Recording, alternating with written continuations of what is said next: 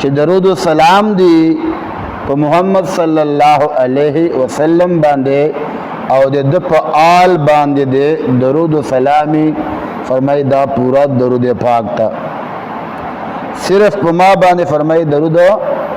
موایو بلکې ما سره سره په ما اولاد پاک په ما آل باندې درود وایو بیا دا پورا درود دا بیا دا مکمل درود دا نو الله کریم دې موږ ته زیات نه زیات درود پاک ویلو توفیق نصیب کړي علماء کرام لیکي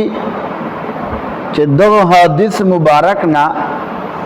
د دوه جنو سردار صلی الله علیه وسلم